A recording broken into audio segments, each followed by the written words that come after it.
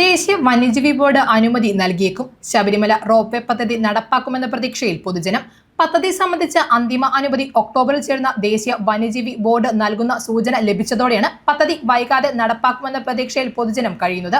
പദ്ധതി പ്രദേശം സന്ദർശിച്ച് പരിശോധന നടത്താൻ ബോർഡ് യോഗം ഉന്നതതല സംഘത്തെ നിയോഗിച്ചിട്ടുണ്ട്.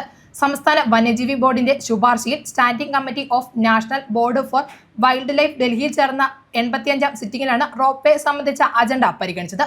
നടപടിക്രമങ്ങൾ വേഗത്തിൽ പൂർത്തിയാക്കാൻ കഴിഞ്ഞാൽ ഒക്ടോബറിൽ ചേരുന്ന ബോർഡ് യോഗത്തിൽ വന്യജീവി ബോർഡിന്റെ അന്തിമ അനുമതി നൽകും. ഇതോടെ വനം വകുപ്പിന്റെ തത്വത്തിലുള്ള അംഗീകാരവും ലഭിക്കും. ദേശീയ വന്യജീവി ബോർഡ് അനുമതി നൽകുന്നതോടെ ശബരിമല റോപ്വേ പദ്ധതി നടപ്പാകുമെന്ന പ്രതീക്ഷയിൽ പൊതുജനം. പദ്ധതി സംബന്ധിച്ച അന്തിമ അനുമതി ഒക്ടോബറിൽ ചേരുന്ന ദേശീയ വന്യജീവി ബോർഡ് നൽകുമെന്ന് സൂചന ലഭിച്ചതോടെയാണ് പദ്ധതി വൈകാതെ നടപ്പാകുമെന്ന പ്രതീക്ഷയിൽ പൊതുജനം കഴിയുന്നത്. പദ്ധതി പ്രദേശം സന്ദർശിച്ച് പരിശോധന നടത്താൻ ബോർഡ് യോഗം ഉന്നത സംഘത്തെ നിയോഗിച്ചിട്ടുണ്ട്. സംസ്ഥാന വന്യജീവി ബോർഡിൻ്റെ ശുപാർശയിൽ standing committee of national board for wildlife ഡൽഹിയിൽ ചേർന്ന 85ാമത് സിറ്റിംഗിലാണ് റോപ്വേ സംബന്ധിച്ച അജണ്ട പരിഗണിച്ചത്. നടപടിക്രമങ്ങൾ വേഗത്തിൽ പൂർത്തിയാക്കാൻ കഴിഞ്ഞാൽ ഒക്ടോബറിൽ ചേരുന്ന ബോർഡ് യോഗത്തിൽ വന്യജീവി ബോർഡിൻ്റെ അന്തിമ അനുമതി നൽകുമെന്നാണ് പ്രതീക്ഷ. ഇതോടെ വനംവകുപ്പിൻ്റെ നേതൃത്വത്തിലുള്ള അംഗീകാരവും ലഭിക്കും. News desk, Pathanamthitta.